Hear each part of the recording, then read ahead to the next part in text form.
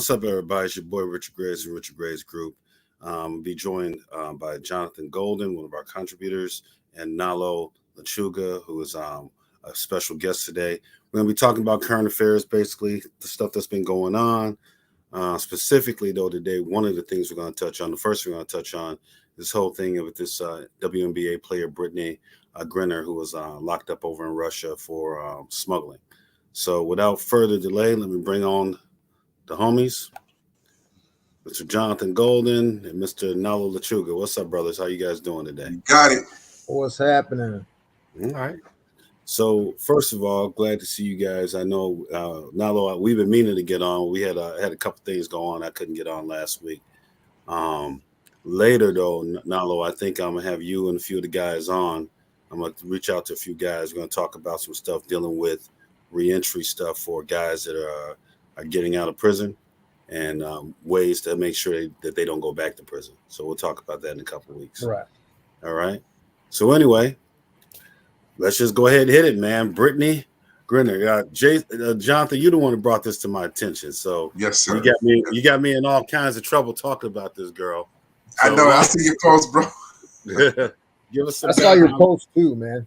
Yeah, I got all kind of heat for this post. So everybody's Jonathan's fault. He the one that brought this to mind. I didn't even know it happened, man.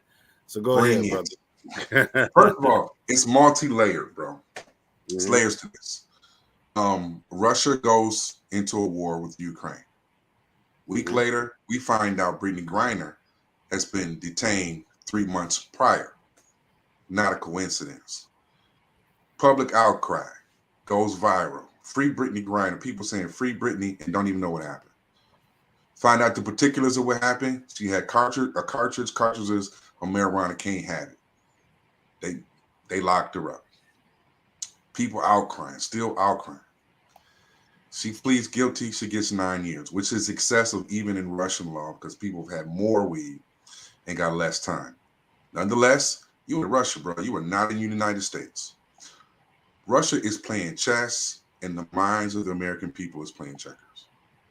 Then they say, well, we want to trade Brittney for an arms dealer. Are we in war with Ukraine? Really? That's a fair trade? Of course, if it was my daughter, I would want her out, right? Of course. But that's an argument based on emotion. But when you're dealing with geopolitics in the grand scheme of things, that's not a fair trade. Russia's playing chess, and we're playing checkers. But because we go by the court of public opinion and public outcry, instead of using an intellectual and emotional intelligence by politicians and making tough decisions, guess what they're going to try to do? Let's free Brittney. Let's get her. And we're going to get this, in Russia, we're going to get this arms dealer. Let's get this guy. Let's let a real criminal off and switch. And guess what? It's probably going to happen because we stupid. And we continue to be stupid. Don't bring your hips. Listen, don't bring your hips to no other country thinking you're going to get the privileged treatments like you here. That's all I'm saying. We got to have some accountability. But it's all a political play and a political pawn. And Russia is winning and probably will win. All right. Well, Nalo, I know you have a lot of legal expertise, man. So now that we have it laid out, what are your thoughts, Nalo, about the whole situation, man? Okay, my thoughts are this, man. I've been seeing a lot of posts about forget her and I bet she stood for the national anthem now and all that other nonsense and all that stuff to me is ridiculous, man. I'll lay it out there, man. And I know you served, but I don't stand for the national anthem. And I haven't stood for it from way before Kaepernick even thought of becoming an NFL player. And my reasoning, a lot of people say, "Oh, you're un-American," but my reasoning, people don't understand what it is. Don't understand what it is to be American, in my opinion. So the reality is, we're taking this female and we're doing the same thing we did with Kaepernick and a bunch of other people. Shut up and dribble. You're a nobody. Shut up and dribble. But if you look at this woman and who she really is, I mean, this woman is an Olympian. This woman is hardcore American, has played for the WNBA. She's made all kinds of accomplishments in her lifetime. And what she did that people are not talking about and never talked about is she protested police brutality, just same time frame that Kaepernick did. And instead of viewing her protest as a legitimate protest, the only thing that was brought out was, oh, she's un-American and screw her, and if she doesn't fall in line, she means nothing to us as a country. And so I don't like that aspect of it. And then let's talk about this this arms dealer. You mentioned it wasn't a fair trade. Yo, brother froze up. Oh, he'll be back. Let's just let it catch up, man, because this is one thing I don't like about StreamYard, man. It gets goofy, Okay. Nalo, you kind of froze up, so we're waiting for you to come back on. Let me until he comes on. Let me say something about standing for the national anthem. Mm-hmm. You know who Lou Whitaker is here in Detroit, baseball Tiger player. Mm-mm. Anyway, for all the baseball buffs, Lou Whitaker is a beloved Tiger player here. Guess what? He's Jehovah's Witness. And guess what they don't do? Yeah. They don't stand for the national anthem. They never do. So it's a lot of hypocrisy in that. And Lou Whitaker has never done that. We're talking doing that in the 70s and 80s too. Well, I'm going to say this, man. I served in the Marine Corps, the Air Force with the Air Guard. And just so everybody knows, Nalo's coming back on. I'm just letting him get situated. And I think it's, I'm going to say this, real talk. I don't care if you stand for national anthem or not. I really don't. I'm a veteran. I served the country. I don't care if you stand for it or not. You have a right to stand for it or you don't. And honestly, I've worked off duty at Soldier Field and at the United Center and different places. And I've seen most people were running around getting brats during the national anthem. The same people who got so upset that people weren't standing were going around getting brats. So to me, it's just hypocrisy. And I think that all of the patriotism that we see during sports events is it's just game. I mean, it's for the Department of Defense to recruit people for the armed services. Exactly. It's not. I mean, I guess it's so you feel less guilty while you're sitting on your fat butt watching a game while there's people probably somewhere in the world fighting for our country. Maybe you feel less guilty if you put your hand over your heart. Let me see if I can bring Nalo back here. Oh, here we go. All right, sorry about that, guys. And I had told you that when I turned on my computer, it started to update, and it decided it was going to kick me out and update right then and there. This happens. This happens to me all the time. And Jonathan got on me about my lack of technological experience with this stuff. He always tells me sign on early, make sure you're not get an update. So it is what it is. Yeah. But now what I was saying, we're talking about an arms dealer, right? Mm-hmm. So what, man? I mean, we live in a world where there's arms dealers everywhere. We're arms dealers as a country. You know what I mean? So how is it not a fair trade? It's a game, just like you mentioned in the beginning. It is a game. So do we lose anything by making this trade? Nah, it's a political ploy.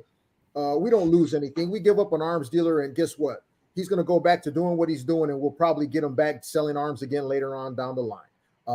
Now, as far as her criminality, I mean, you really got to think about it, man. I mean, we live in a society and even in a world where nobody cares about weed anymore. So it was used I think it was a political thing this woman's been traveling back and forth to Russia for forever. And all of a sudden now she gets caught with some cartridges. It doesn't make a whole lot of sense, but I mean, we're here. So now it's time to deal with it. But keep in mind that weed is not legal here federally. It doesn't matter. I mean, we can nitpick about stuff like that, but in the real world, even law enforcement is realizing it's not worth our time to be dealing with this stuff because it is so common, man. And anybody that wants to be realistic, we have a lot of laws on the books that shouldn't be on the books. I'm I'm gonna say this. Now this goes back to civics. If we want weed to be legal, then that's what we should vote for. People who are gonna make it so. All right. Now that being said, it doesn't matter if it's legal here or not. All right. It's It's still legal not there. legal. It's not legal there. Right. And she knew this. And here's my thing. She took a risk. All right. You know, the risk reward model. She knew that she was taking a risk every time she brought it in. She got caught up. This time you got caught. Do I think I agree with that. 9 years is excessive? Yeah, it's excessive, you know, in my opinion. The Russians can be particularly harsh, you know. So at the end of the day, there's places you don't want to get locked up.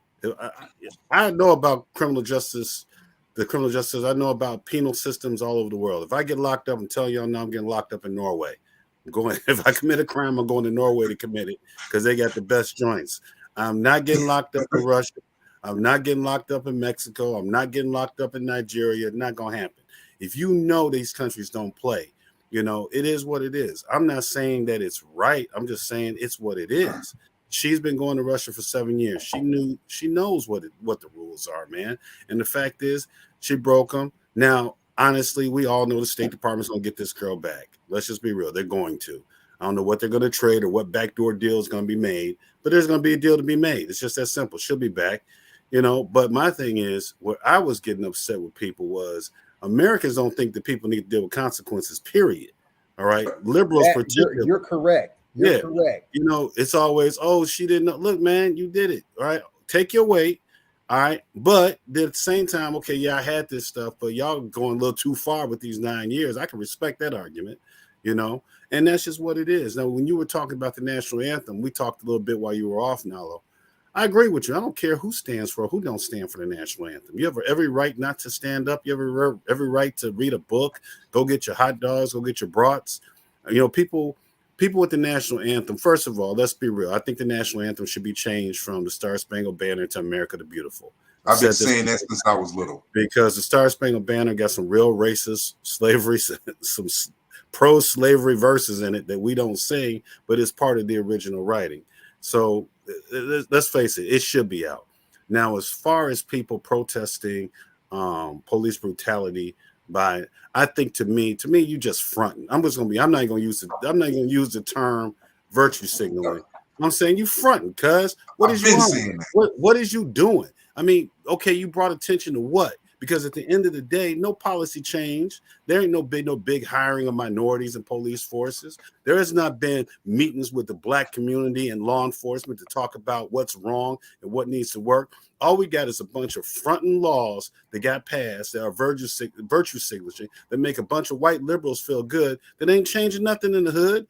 None in the hood's changing with police and Black folk. None of that's changing in the hood. So it's like, don't come to me with I protested and, you know, man, I ain't trying to feel that. I'm just tired of people with the form of fashion.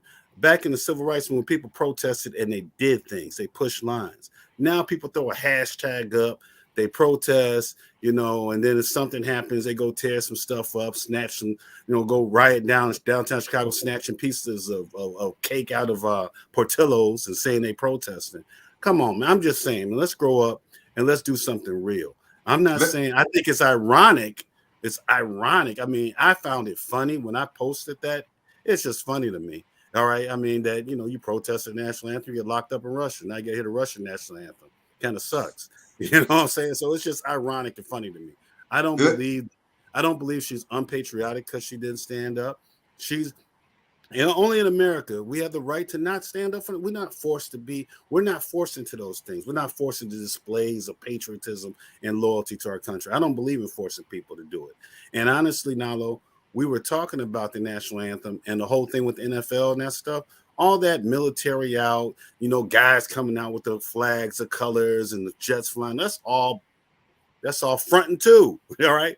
It's just to get people. You got a lot of young men watching these games. It's a good time to recruit people for the Marine Corps, the Army, and Navy, and the Air Force. That's all that's about.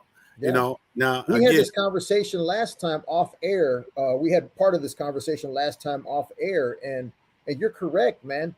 I agree with you 100% on a lot of that. But the thing is, what our opinions are, and you're military. You know, I'm from the hood, but I think it's been used as a tool, man, really, really hard, because there's a lot of people that truly believe that you're not American, or you should, I've heard it a million times. If you don't like it, I'll help you pack. You know what I mean? And stuff like that makes me laugh, because it's like she wasn't part of the news when she was doing this. It wasn't really big news. Why? Because she's a WNBA player. Yeah. They're insignificant. That's just reality. You know what I'm saying? Thanks, Nalo. Let me get the emails for that one. Thank you. but now that she got 9 years, all of a sudden it's we'll forget her anyway because she didn't stand for the anthem. And it's like, you know what? As an American practicing law for 30 years, I know what it means to be American. I know what freedom really is. I watch it crumble every day. Every time I open the law books, I'm watching it crumble. So when Americans say that, well, that is un-American, so therefore we're canceling you out, and we're tossing you to the wayside, and who cares what they do with you? There's the old saying, when you're trying to suppress one person's freedom, you're actually suppressing your own. That's why I say, is it a fair trade? Of course it's a fair trade. It's an American citizen, and we need to go get that bitch. Whatever it takes, we need to go get that bitch. Now, more emails. When it's all said and done, Nalo, you gonna have me in trouble, man. Hey, let me jump in. Listen, I agree with you. Now, I think that's a fair point. And I would, like I said, I would want my daughter coming home. You know what I'm saying? But let me say this, but just to go back to something that what Rich was saying about criminal justice, and I put this in my post. Biden came out immediately and saying she was wrongfully detained. And she should be she should be set free because the sentence was too harsh, right? Oh, Mr. Biden, and what were you doing in the 90s? Yeah, supporting the three. What were you doing in the 90s that you guys didn't go back and adjust and correct? Yes, there was public outcry from people in the inner city. I get it. I understand that. But when you saw that it was too stringent, you didn't go back and correct it. Have that same damn passion here, Mr. Biden. The same passion. We know a lot of guys, man. We all from the hood. I know guys that's locked up. They got locked up for like an armed robbery or something where they didn't shoot or hurt anybody. But I'm not saying armed robbery is good. All right, so let me get that out there. But I'm saying they got some harsh life sentences because they had a couple things that happened before. Now they're 60 years old and we paying $40,000 a year for them to be locked. Don't make no damn sense. But you're right. Where's Biden them talking about? Let's look at some of the sentences we did. All right, because that 9 years is harsh. She shouldn't have got no damn 9 years. But we don't get to dictate to Russia what their public policy is. All right, we don't get to dictate to them that. And my whole point was, and what I was saying on my Facebook page, what folks got their feelings about, is when I said actions have consequences. And more importantly, when we go to foreign countries, we better know the lay of the land. Because even if you get away with it 1,000 times, the one time they want to press the line on you, you done. All right. I wanted to touch on that real quick. So when you're done, let me touch on that. Yeah, go ahead, bro. Go ahead. It's a little curious that she's been in and out of that country for years. You know what I'm saying? And I'm quite sure she's been in and out of that country for years doing the same thing she's been doing. Yep. You know what I mean? If she's a weed smoker and she needs to take her shit with her, I'm sure she's been doing it for years. Oh man, brother go. But he's right. I think his point is that she's been doing it for years, so why now? Yeah, and that's my thing, man. But I mean, is anybody surprised? Putin ain't no joke, man. No. Here we go. I think I'm back. Let me get him back. But she's been doing this for years. My question is, the thing that I have to really, really wonder is, was it okay every other time until they decided that they needed to use her? You know what I mean? And I say that because oh man, every time Nalo we get to going, man. Right.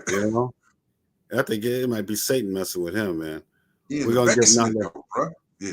Yeah, it's hard, man. We got to have a tech talk. Yeah, so I think where he was going is that every time they decided now, okay, we're gonna pinch her. because we gonna go to war with. Remember, before the Ukrainian war, she had been detained for 3 months. Right. Oh, let's wait until we attack Ukraine and let everybody know. All right, man. I'm sorry, guys. I'm just gonna use my phone, man. I'm gonna let this computer do its thing. You have to wonder, man, is this something that they were allowing to happen until they decided to use it as a political tool? Because here in Georgia, they have a marijuana possession less than an ounce is like, it's a misdemeanor, right? And for a long time, officers were really just saying, you know what, anything less than an ounce, they're going to step on it, crush it, throw it away or whatever, and be done with it, because they don't got time to be dealing with this pettiness. So, and then that lasted for, I would say, probably about a year or two. And then they started prosecuting it again. So, I think people got comfortable. Okay, as long as I'm only carrying less than an ounce, I'm good. And then they started prosecuting again, and people are like, hey, what the heck? Last week y'all weren't caring about this, and now you're prosecuting it again.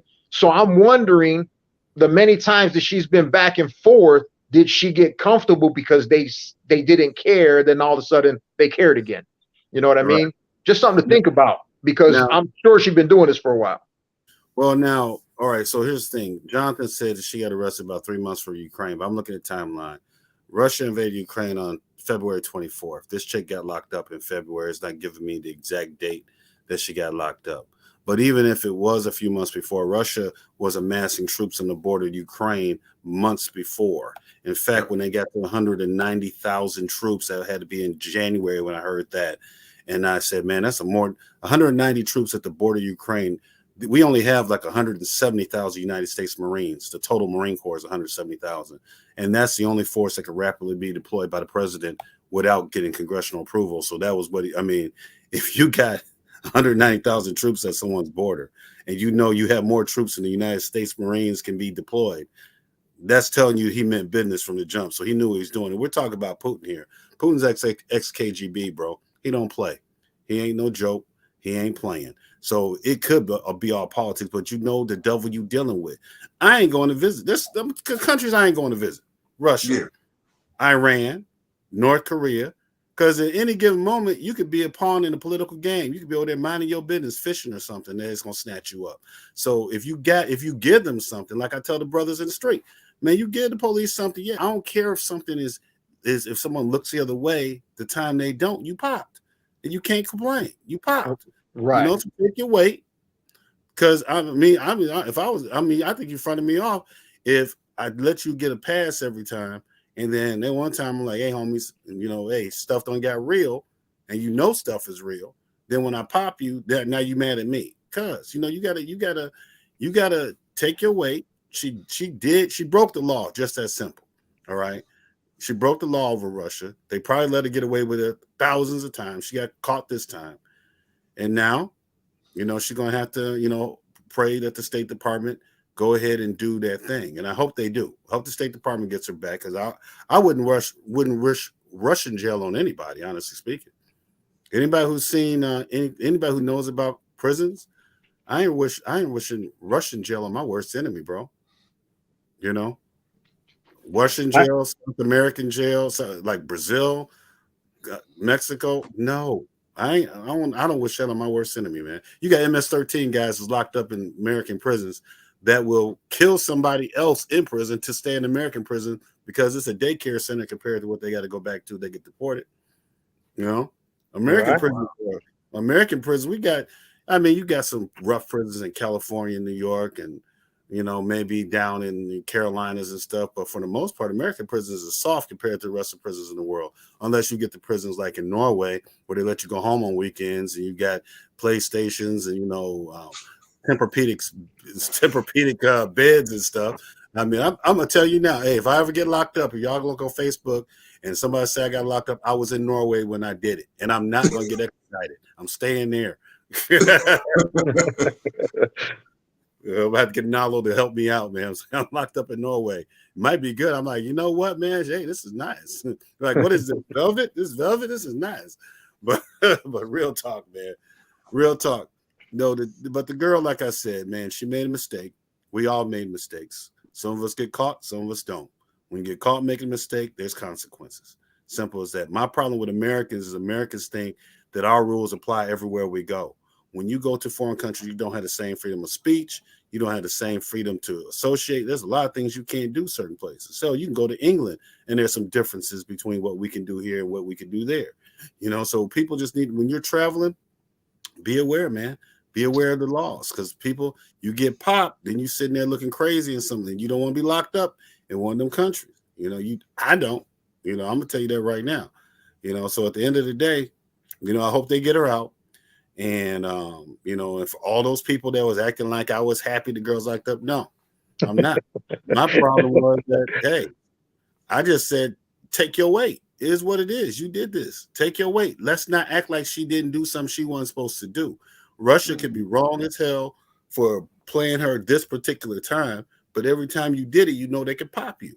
All right, you got popped this time. Take your weight and simply say, okay, I'll take my weight. I had it, but 9 years for real, cuz. I mean, that's when you say, all right, somebody come get us, and we go get our people. We Americans gonna get our people. We ain't gonna leave them out there like that. We shouldn't.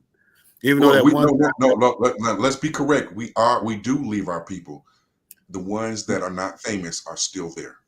Well, we shouldn't. No, I'm saying we shouldn't. All right. I mean, me, you, and Nalo, I think we all agree we shouldn't leave no Americans locked up nowhere, especially for simple stuff like that. Now, if you go over to some foreign country and you murder somebody, I'm like, it's gonna be hard pressed to get you back, homie.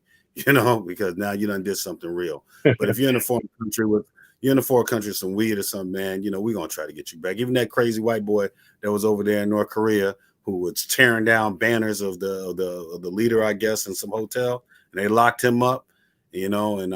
I forgot what he did. He ended up dying, though, unfortunately, because he got sick over there.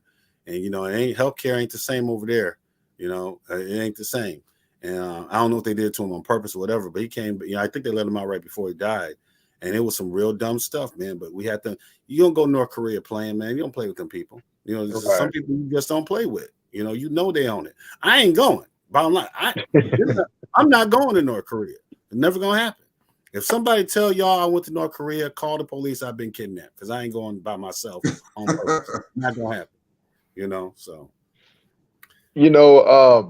Yeah, when I saw that post too, and I was reading through a bunch of the comments, man, and I think that was one of the. I'm glad you brought that up, man, because that was one of the things that I really wanted to put out there, man. That too many people don't know what freedom really is, man.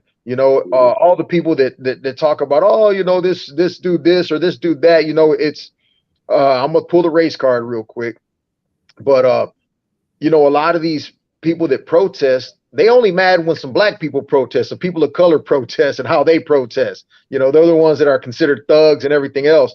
And I was having this conversation with a friend of mine the other day that it's funny how good causes get turned into a spectacle.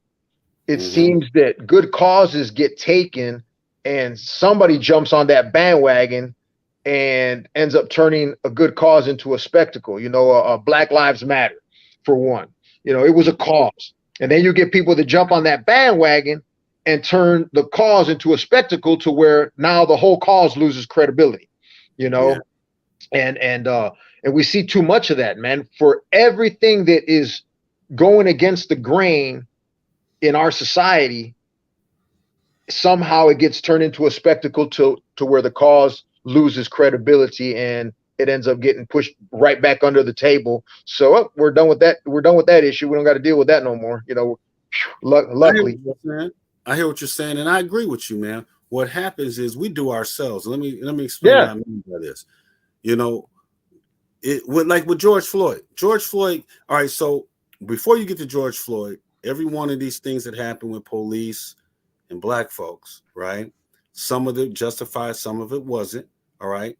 All of this stuff that happens, you get to the point where, okay, people are arguing where he shouldn't have ran, or it was their fault, or in some cases, it was the police fault. So you got this back and forth. But when George Floyd hits, you got a clear picture of what was wrong. He shouldn't have ran. Wasn't none of that. This dude killed that dude. All right, period. It was deliberate indifference. It was murder. We all saw it. And this was the time to press the line about real policy instead of all the signifying. Look, this is what we're talking about right here. All right. Are most cops doing this? No. But when this happens, this has to be addressed. How do we address it? These type of police officers don't need to be hired, but we need to do training to make sure everybody, look, all people are human. All right. Because he treated that dude worse than people treat dogs that are rabid that are running around. All right. So instead of us standing on the righteousness of it, you got people jumping on the bandwagon with all their other agendas. Then you got people who just want to protest to be protesting. I call it professional protesters that show up when there's anything to talk about. All right. And then I'm not saying you can't protest past dark, but why would you? Because you're giving cover to people to go out and discredit what you're doing. Because as soon as they start robbing and looting, nobody cares about what you protested about no more. Yep. Now it's about these idiots, so you're not thinking, like I said, during the civil rights movement, when Dr. King them did what they did, there was rules, a structure, and how they did it. It wasn't just everybody free for all and showing up and doing what they want to do. But people want to do the form and fashion of stuff. They want to act like they're them people from back in the day that really put it down. But all they want to do is throw a hashtag up, show up somewhere and yell in the police officer's face and think they did something. So instead of letting people take your real issue and make it in a mockery, man, do that stuff organized and hold people accountable and speak out to the dumb stuff. I heard so many people getting interviewed saying, hey, yeah, well, they were breaking in and stealing stuff because they were frustrated. What? Ain't nobody trying to hear that. Were you frustrated? They was broke. That's what they was. They were broke. You breaking into beauty supply, running out with weave because you frustrated? Or you breaking into the auto zone, running out with pads that happen to fit your car. Right. Nobody trying to hear that, man. But that's the problem, But now you're right. People jump on things and they make it the wrong thing. Now, I also want to say that it's not just Black Lives Matter. So, I mean, sometimes it's racial. We got racist people that don't want black people to say anything. But then it's also a lot of times people just don't like the chaos that, unfortunately came from the left a lot. That creates this chaos where people go in and use it as an excuse to tear stuff up. Then you got people more worried about that than what we're actually here to talk about. You know what I'm saying? If we're here to talk about George Floyd, let's talk about that and let's stand on it because that was clearly wrong, and the bottom line, dude got his time, which he should have got. And now we see that police officers can be held accountable. Let's keep pressing that momentum, that. And like I'm going to say this, most police officers ain't doing with George, doing that stuff that, what's his name? I forgot his name. But the bottom line is when that happens, we can't stand for it at all. All right. At all. All right. And I think people were righteously angry and, and they got held accountable. But at the same time, my problem with the whole, let's protest the national anthem and stuff like that, to me was that, hey, and I'm not saying they had to stand or anything. What I'm saying is, okay, let's talk about what we're going to do. Let's have the real conversation on police in these Black and brown communities where there's issues. They got, as the Italians said, we need to have some sit downs and straighten some things out. And that has to be between law enforcement and the communities. Each community got to sit down with their police chiefs and say, look, and their mayors, because the police answer to the people through the answering to the mayor or the governor or whoever. Sit down, whoever that department answers to, and say, hey, look, this is what we want. We want more minority officers. Or if you got more white officers, you want them to be part of the community. You can be a white officer and come and work in Inglewood if you want to. Just make it known that when you come to Inglewood, you're not just coming on days when you work, and you coming throughout the week, walking the beat, going to the schools, meeting the kids, meeting the business owners, so that you're a part of the community, so you know exactly what you're dealing with, as opposed to sitting up over in Mount Greenwood in Chicago, where the cops live, and over by O'Hare, and then you want to come in the hood and you don't know nothing about the people and you want to stand on people. That's wrong. Like I said, I'm not going to go into all that because those are solutions. I have very simple solutions to this issue, but nobody's talking about that. Instead, we get in policy talking about things that ain't going to change nothing. Right. But anyway, we've been pushing something for a long time. I mean, I own a gym, and one of my coaches is law enforcement, and he's been training jiu-jitsu 20 years. And he's always offered to train, the law enforcement, and they won't take him up on the offer, man. He's always frustrated how hard it is to get law enforcement officers to train in jiu-jitsu. And we've always been pushing that, the reason that we have some of these problems, I believe anyway, the reason we have some of these problems is that you get a man that only needs, a few weeks of training, and then you send him out to enforce laws, and the only weapon you give him is a firearm, is a deadly weapon. And that man, if he doesn't have any other solution, the only thing he can resort to is that weapon. And when you have somebody that trains in jiu-jitsu, when I confront a situation, I'm very confident that I can deal with this situation without violence. You know what I mean? Even if it gets to that point, I feel like I can take care of myself. And if we're in a situation where I don't feel like I can take care of myself, but I have a gun, guess what I'm going to reach for if I feel threatened in any way? Because I don't have the confidence that anything else is going to solve this problem, because I don't have any other way of solving the problem. So we've been trying to push jiu-jitsu for officers for ages, because we believe that it will decrease police brutality cases, man. When an officer has the confidence to say, okay, I can have this situation under control, he's probably going to have the situation under control. When you have a man that has never experienced violence, and then he steps into a bar fight, and that's the first time he's ever experienced violence, and he's got to control these people, what is he going to resort to? He's going to resort to the only thing he knows, and that's probably a weapon, a firearm. Right. So, I think that that's another solution. And we've been trying to push that for years, but it's hard to get a grown man to not have an ego. I mean, you know how hard it is to walk into a room full of people that can manhandle you? You know what I mean? It's hard, man. And I think that that's one of the biggest issues. You get officers that are already up there in age. They already got their chest poked out. They already know how to use a weapon. And then you put them in a room where they're getting manhandled. And a lot of times the ego is just telling them, man, screw this. I got a weapon. Let me get the hell out of here. I'll just use my weapon if I have to. Forget getting manhandled. Well, I think that most officers should, and I don't know why they're fighting against it. A lot of departments do allow for the jiu-jitsu training and other control tactics training that you should have in case you get disarmed. What happens if you get your weapon knocked away from you? You got to deal with something.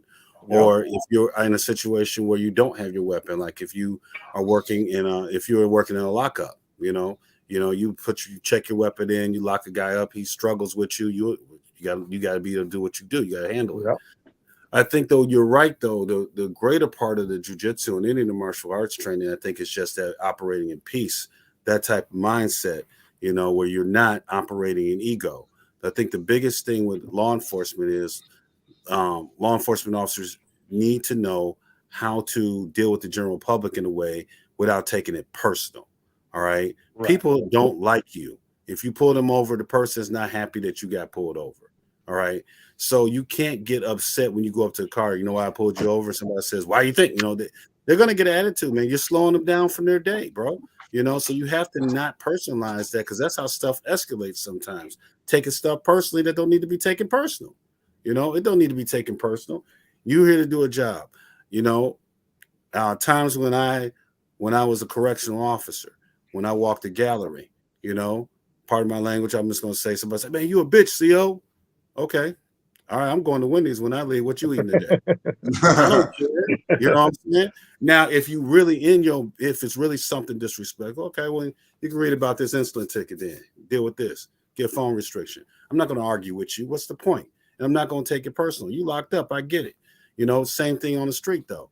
You pull somebody over for speeding, they're not going to be happy to see you.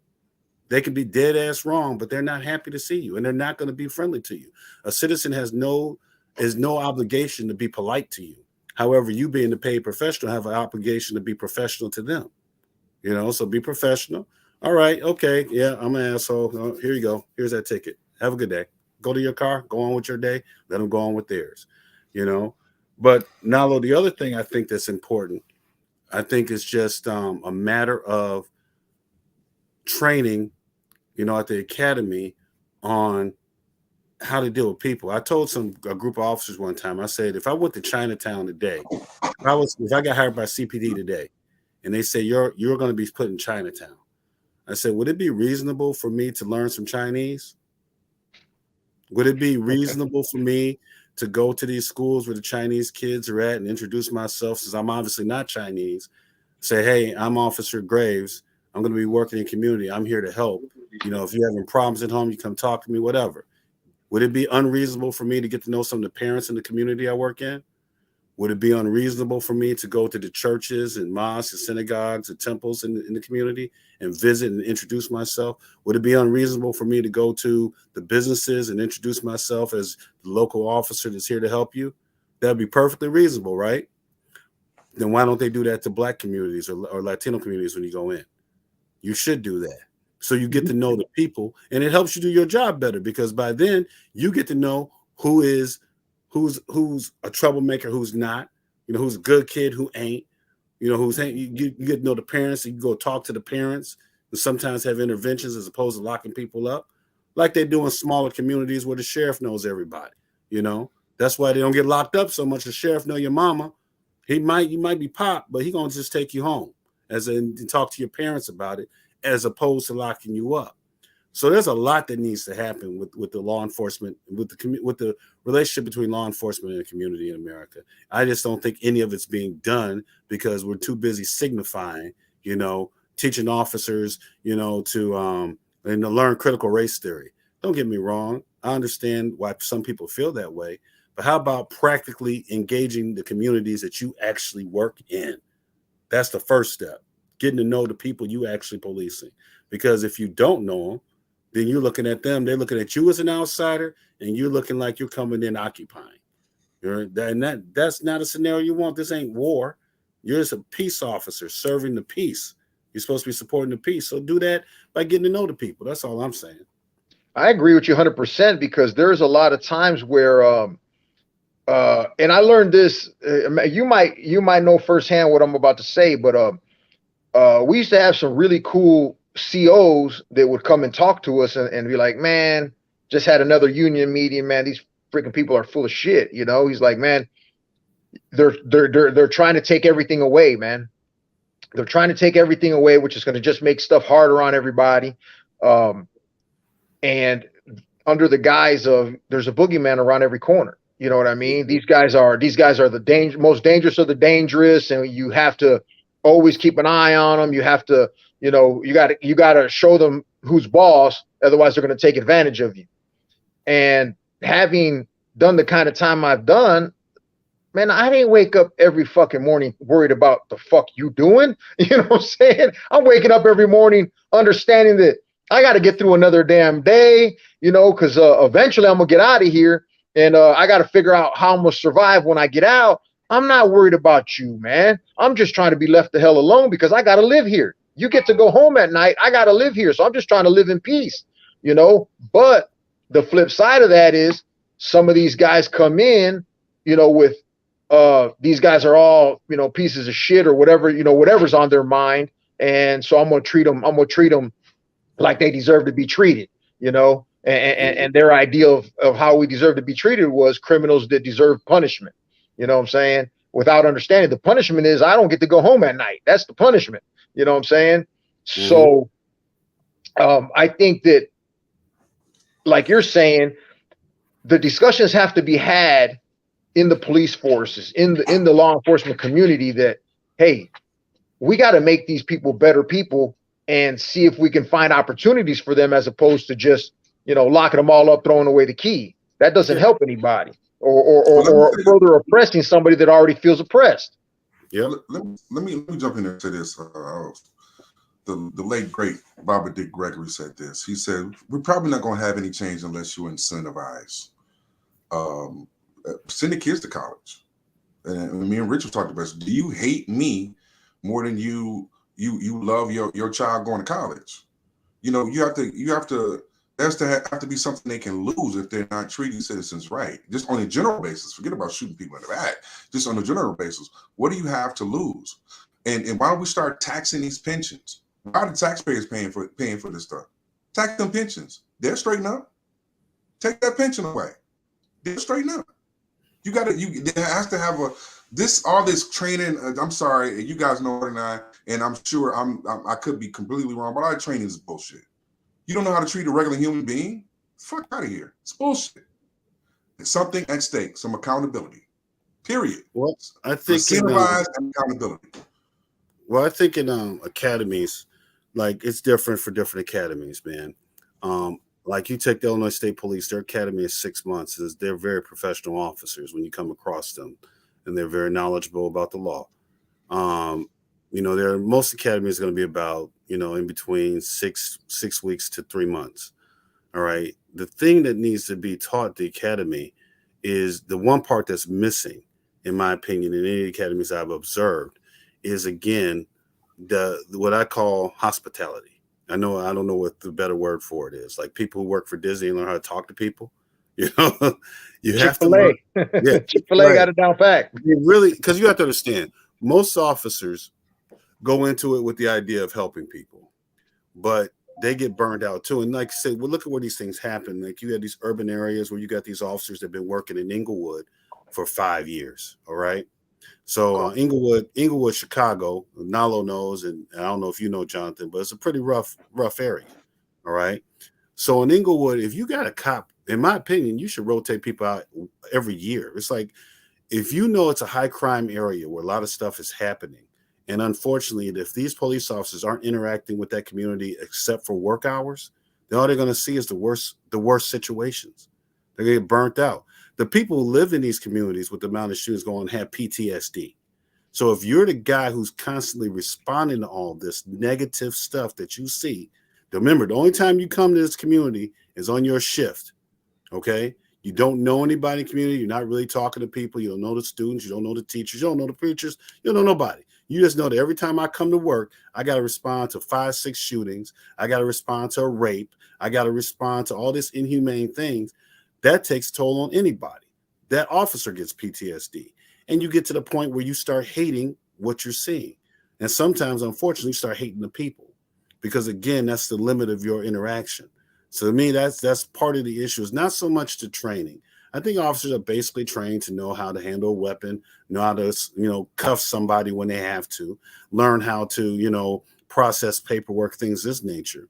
What the added thing is how to engage the community that you're sworn and protected to serve. That part, that these are people. And if you want this job, if you really want to work this job, I don't care what color you are. If you're white and you live in the suburbs, you want to work in the inner city, well, then you're going to have to get to know the inner city if that's what you're going to do. That's part of it. And that's part of the training when you get to your assignment, that you got to get to know these people. That's part of the game. And if you're not willing to do that, then you might probably want to go work at the post office or something. Maybe just saying, well, this ain't for you. This ain't for you. But Nalo, you brought up a lot of good points, man, in regard to as far as what could solve the problems. And you brought up the prisons, and I want to make it clear. Our prisons across the country in the state of Illinois are trying to change to be more what they call just more of a correctional center, actually rehabilitating people, giving people tools to be successful when they leave the prison.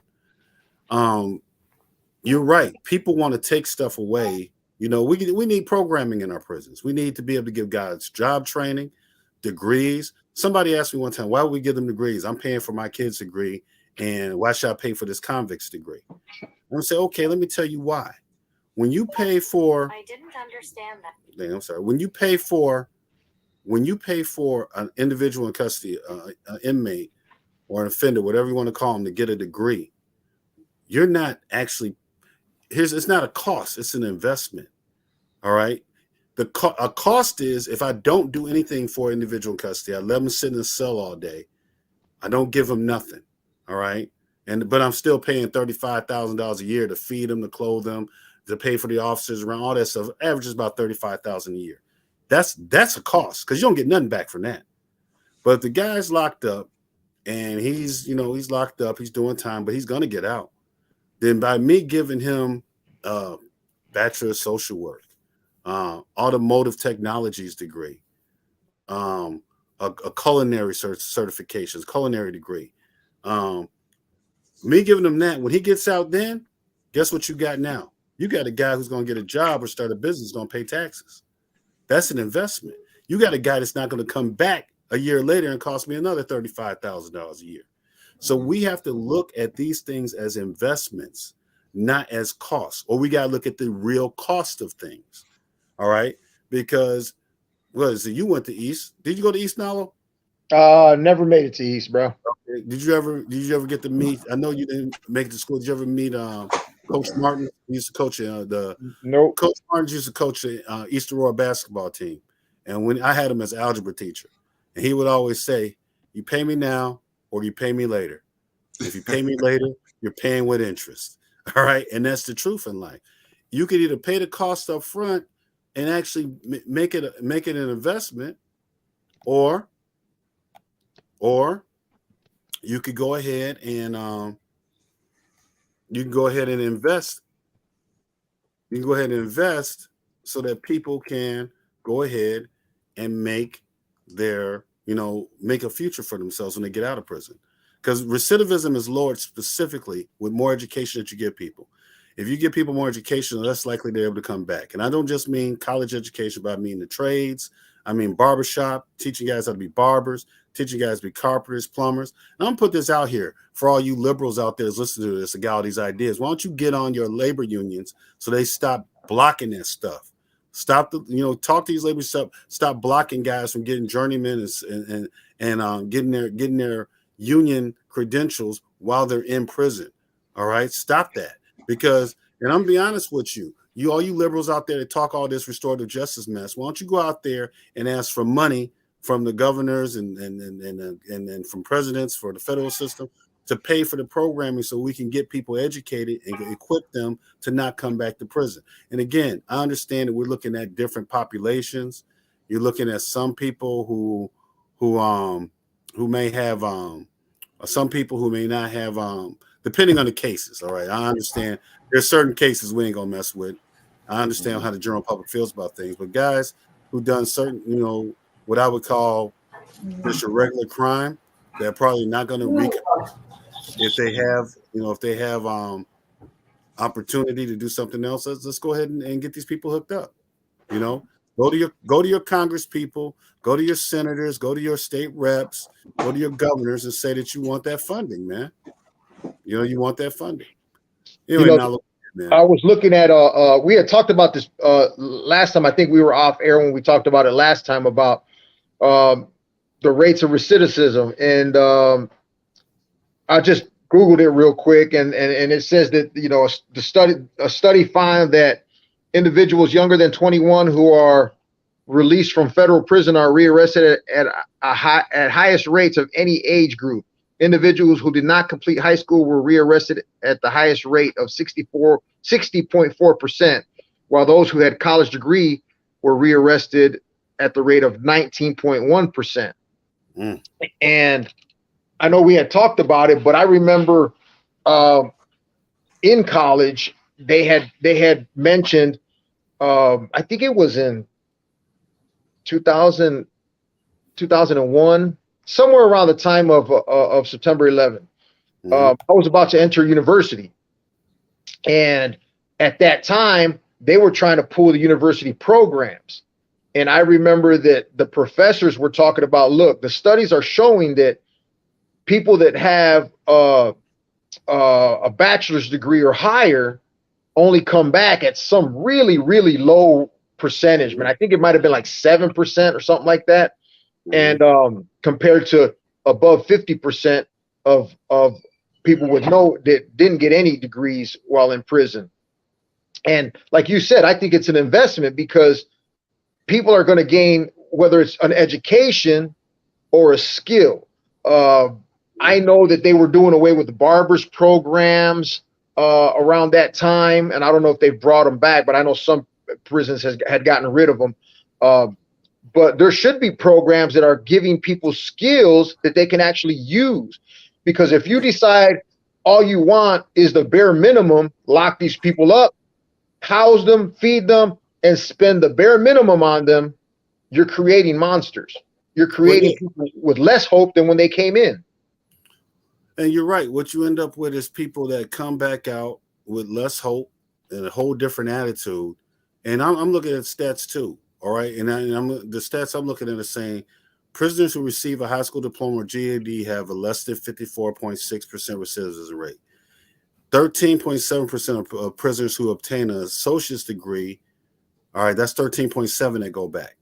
Only 5.6% of prisoners with a bachelor's degree reoffend. So see, there you go. Research is there.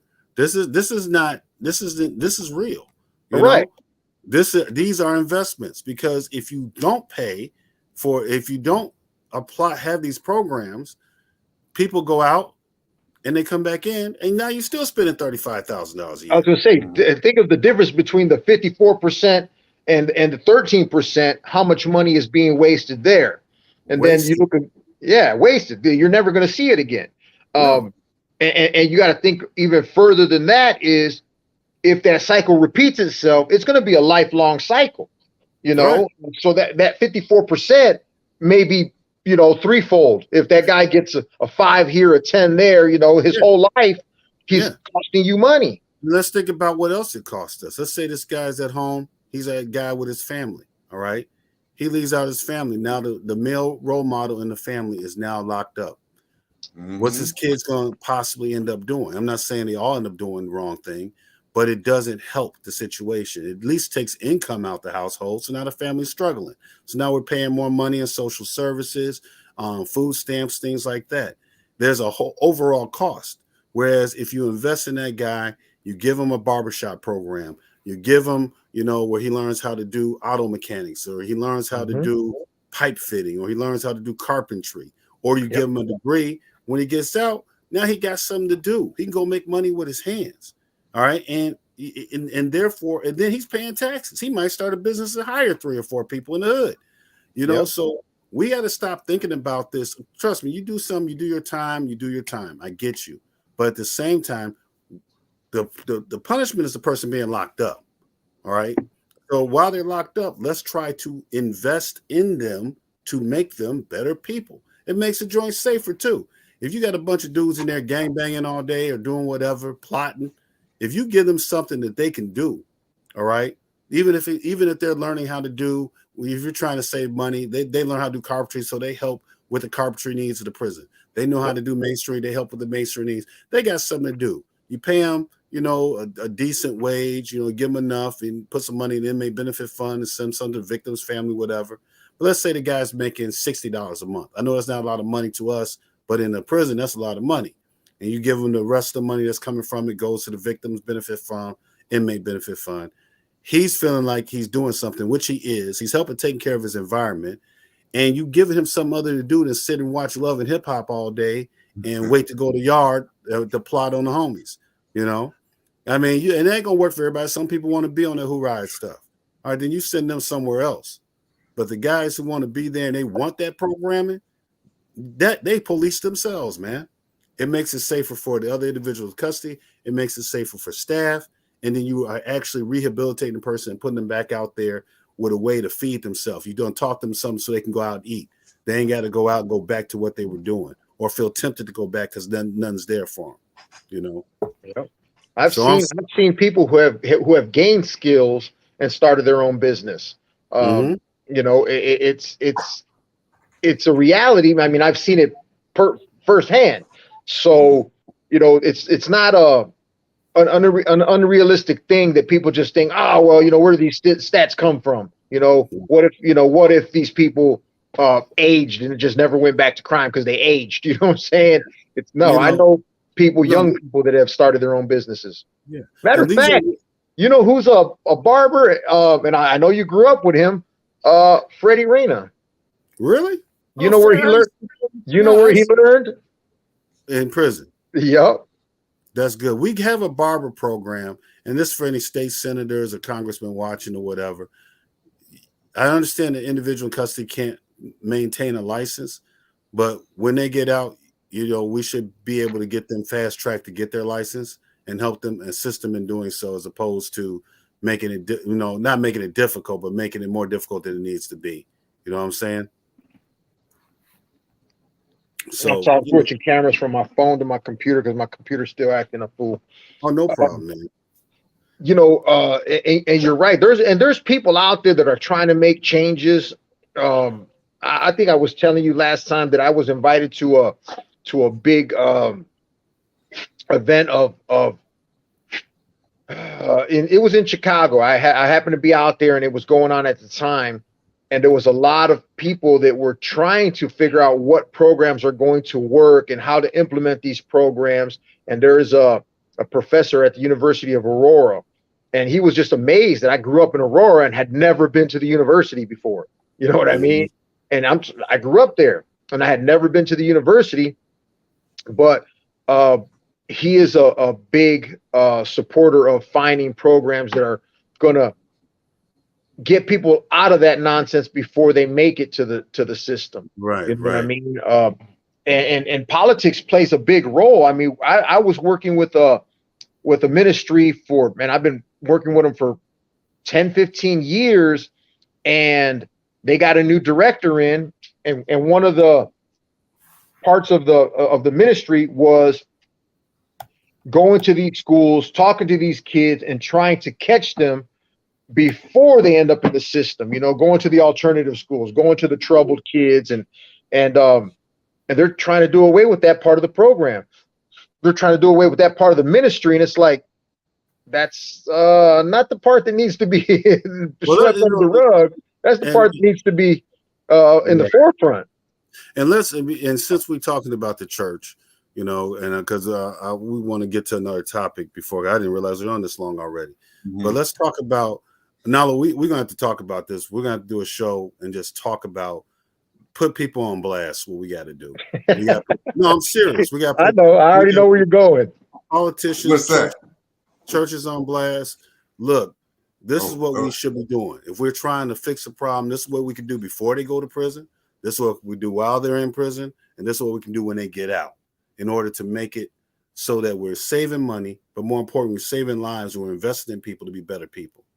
But that being said, I just realized, man, me and Nalo, we're sorry, Jonathan, me and Nalo have been rambling. You've been like, you look like you tired, cuz, you know, cuz been out.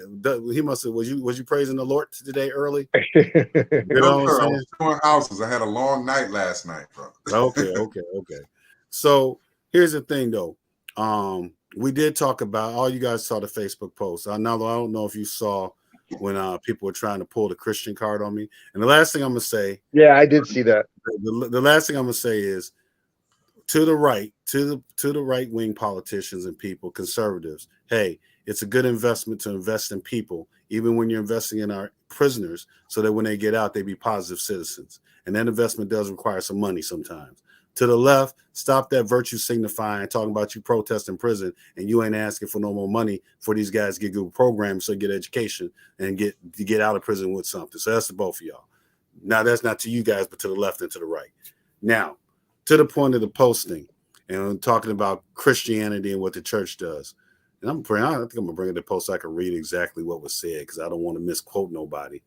But we were talking about this, and I was kind of going in on Brittney, because I'm like, you know, you're doing some real dumb stuff. That was what I was at. And consequences have actions, bottom line. So being a conservative, you know, people want to always pull the Christian card out on us and act like we're being unchristian when we're telling people, we're holding people accountable to their actions. You know, they want to throw out the Christian love. You're not showing Christian love. So let me talk about Christian love for a second, okay? Here's the thing. Love is not about co-signing on people's BS, man. Let's just be real. That's not love. If you don't call me out, Nalo's a brother of mine.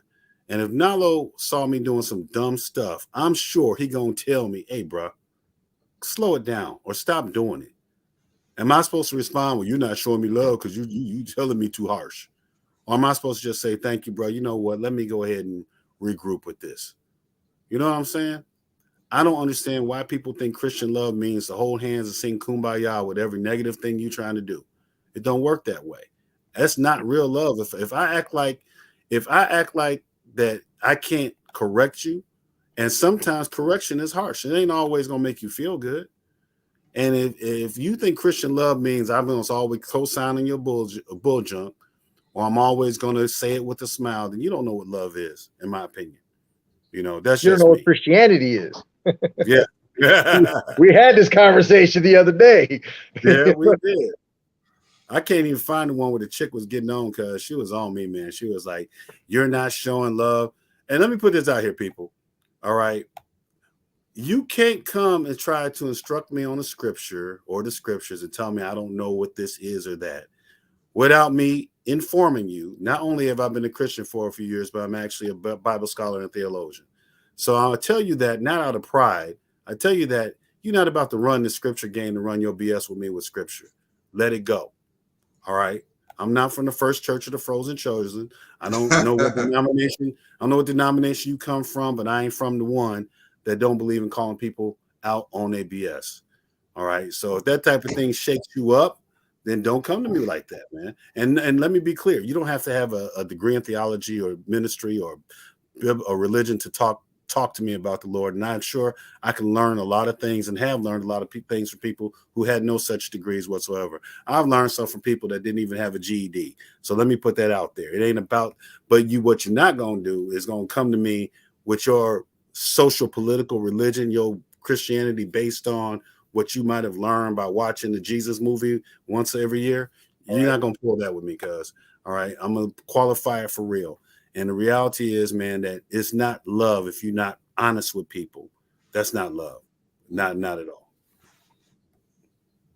I'm sorry, anybody, y'all quiet. That's what it is, man. You know, we had this conversation too, man. I studied that book cover to cover for many, many years, man. So I'm of the same opinion. I'm of a deeper opinion. I try to get people to understand that most people don't believe what that book says. No, they don't. Most people are taught instead of learning. People don't learn, they're just taught. So whatever the man at the pulpit tells them, that's what they believe, and that's not how it works. The man at the pulpit's job is to give you a story this week. Share a story and try his best to interpret it for you to understand the Christian walk. It's your job to go in there and find it out for yourself and find out what it really means and find out how it's supposed to guide you. And most people don't do that, so they get caught up in like that situation. You're not showing Christian love, and that Christian love is something that was probably just told to them that this is how Christian love is. You know what I mean? It not taking into consideration that there's more to it than what you're just hearing for that particular Sunday afternoon or whatever. The simple stories. The man came in and said, "Listen, man, you're not going to turn this house into a freaking, the crack house. In today's age, it would have been a crack house. Where they're going to sell you whatever you want.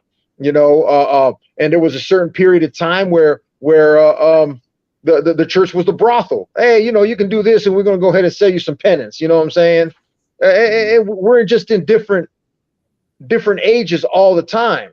And right now we're in a time period where people need to be told, man, cut that nonsense out, because that doesn't fall in line with, what we're supposed to be doing. And people are scared to talk that way. People are scared to say, hey, look, if we're true to this, we need to figure out ways to help these people. You know how hard it is to get a Christian with his nose in the air to talk about helping a prisoner, to talk about, let's get together a program that can help these people, or not just them people, but maybe the families that they left on the outside, the victims that they left on the outside.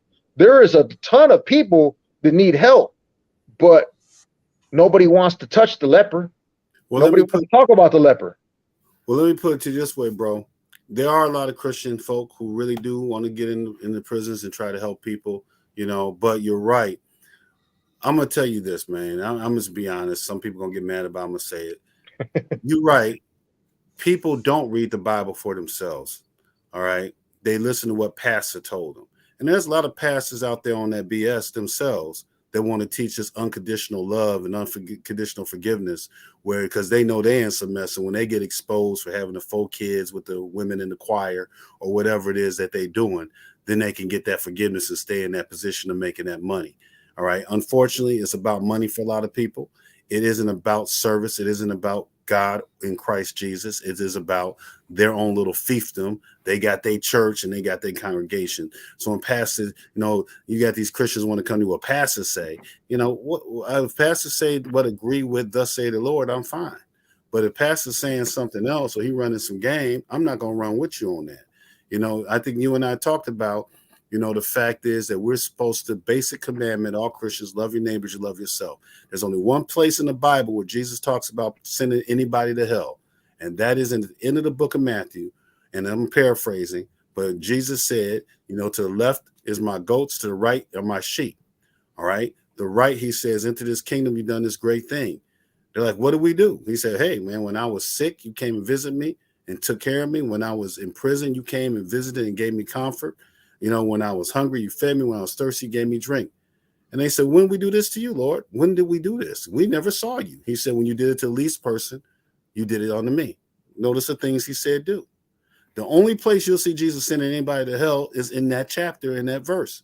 Because he says to those on the left, the goats, away with me, workers of iniquity.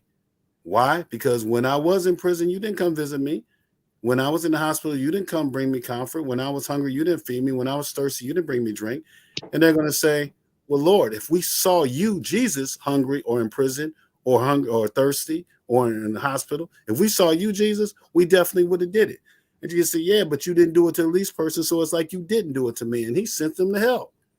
Now, notice that scripture. Nobody got sent to hell for not observing Sabbaths. All right. He didn't talk about nobody being gay. He didn't talk to, this was some real regular stuff. All right. What I'm saying is that as believers, we're supposed to exercise that love that Christ exercised to people, demonstration and for real. All right. That's what it's supposed to be about. And that ain't always hugs and kisses. All right. When Jesus, people always say, what would Jesus do? And I said, that depends on the day. All right. Amongst the possibility is whooping your ass. That's a possibility. Possibility calling you an idiot like you about to get eaten up again. calling you a fox. Yeah. Den of vipers. Come on now. Yeah, call you a den of vipers, calling somebody a moron for not understanding what born again is, because they should have. They were being, ignorant, willfully ignorant. So it depends on the day. It ain't always hugs and kisses. Sometimes love has to be a sharp rebuke. Check somebody for real, especially when they don't want to hear it. And my point was with all that, sometimes people use Christian love to alleviate responsibility. Yeah, I know I've messed up. We all mess up. But I would expect y'all as my brothers, if I mess up, call me on it. Hey, homie, you on the wrong path. You're doing it wrong. Get your mind right. That's it. I'm going to leave it at that, man. We've been gossiping in there an hour and 45 minutes. All right. So, Jonathan, we've been, you've been tired. So go ahead. You got anything to say? Because me and Nalo been running. Again, the Brittney stuff, man, it's a political play. Recidivism, that's important, man. Unfortunately, I got a loved one locked up, and I'm hoping that he can, get some skills while he's there.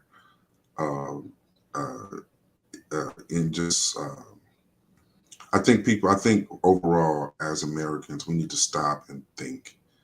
I think we're being puppeted by social media and what they want to feed us. Stop and think about things. And I understand Facebook is a playground, sometimes, and it's right. Back and forth. But the emotional IQ of people is sometimes daunting. And I've been trained in apologetics too.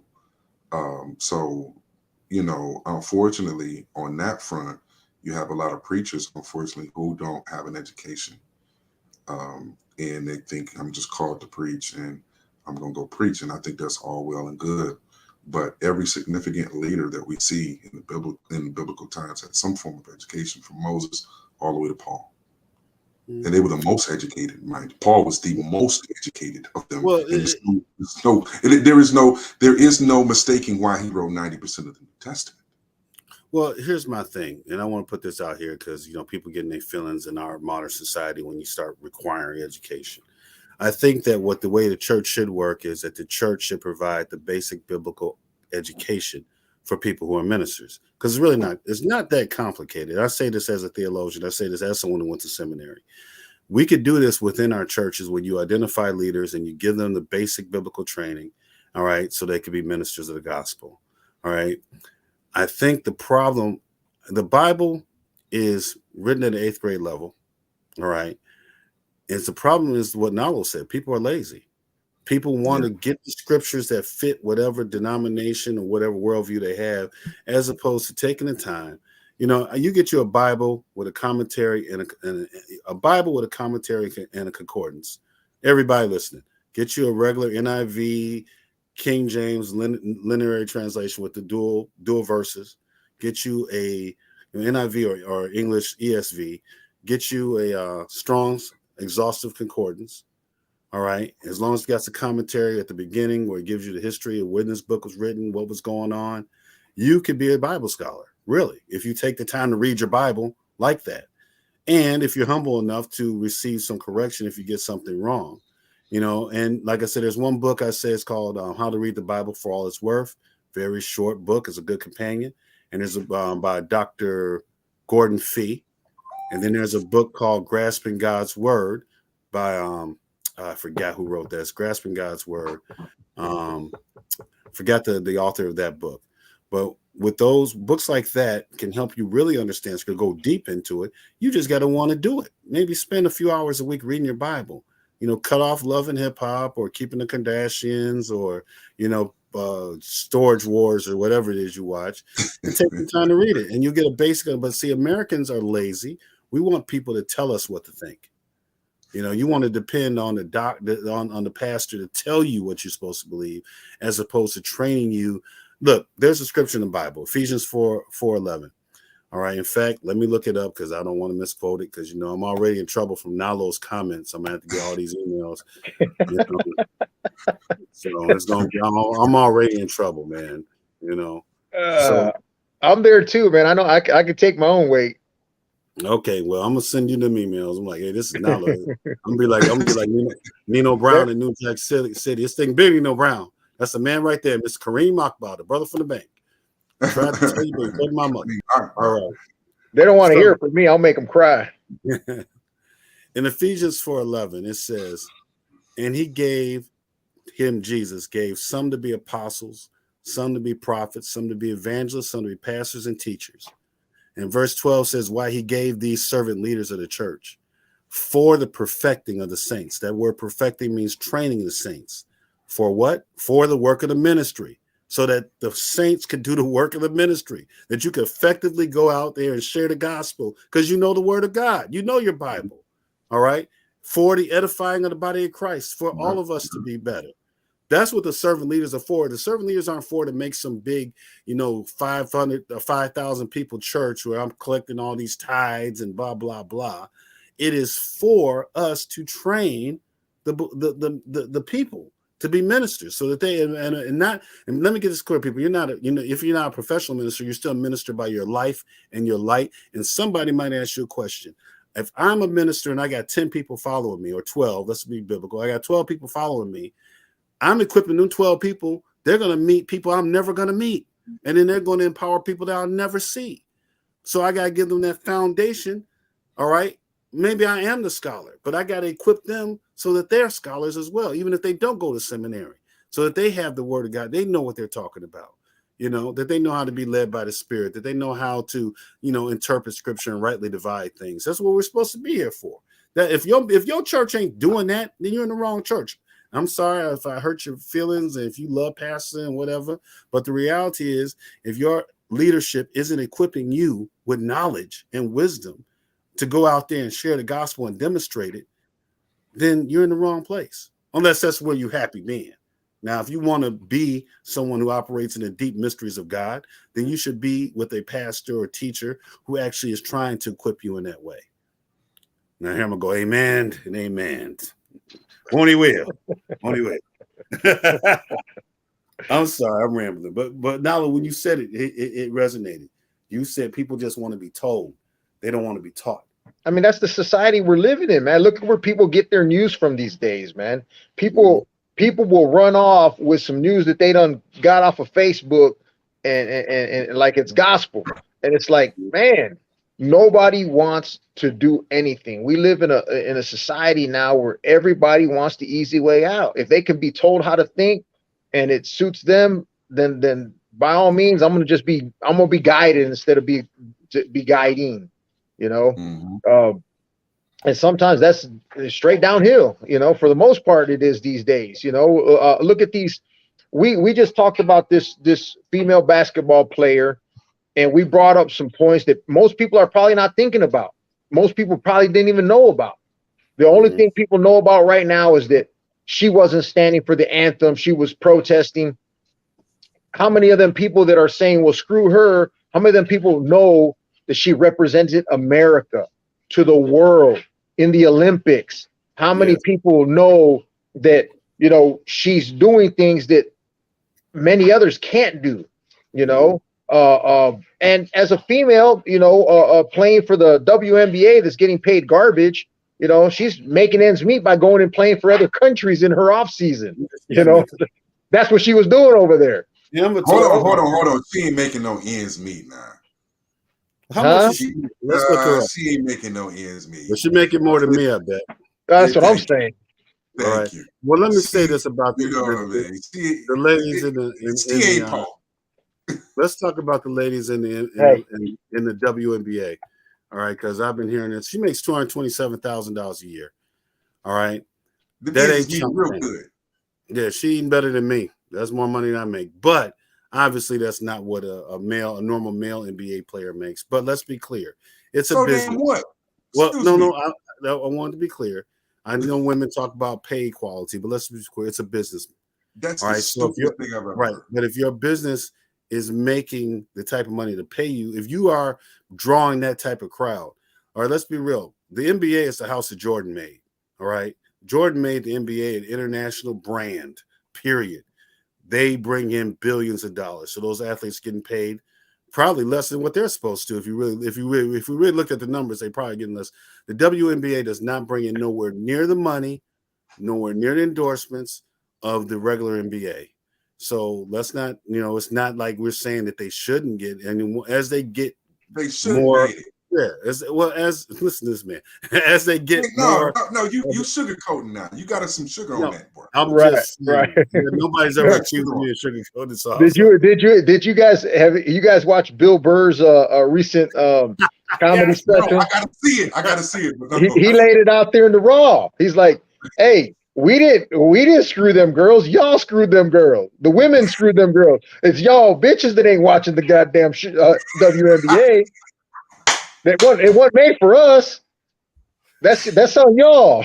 Nalo, man. You get rich in some real trouble, bro.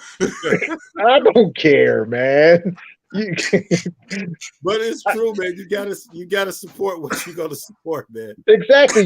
Y'all want to be feminists. Y'all want to get paid equally. Well, go support their stuff. Are y'all wearing their jerseys like these guys be wearing jerseys of some mofo they ain't never gonna meet? Don't care about them one bit, but they wearing that jersey. You know, that's real. Are you all? Every time one of them WNBA women's jerseys come out, do they get sold out? Like if a Jordan jersey just came out? No. So who are you complaining to? Okay. The WNBA operates at a loss. Exactly. It's subsidized. You know? But it's at a loss. Okay. We'll have another discussion next week. I gotta have both of y'all at the same time. We're gonna make sure Jonathan had a nap though before we talk that. But my computer is about to die because I'm not even plugged up. I wouldn't expect it for us to go long. So we'll talk again. Nalo, I'll be texting you. Jonathan, I'll be texting you. You guys have a good Sunday. It was a great conversation as always talking to you brothers. I appreciate it, man. You guys are good dudes, man. All right, so we'll talk again, everybody. We out. Please like and subscribe to the show. And any mail about anything that was said, send it to Nalo. I'm going to post his email address on my Facebook page. I'll take these. I got a box for it.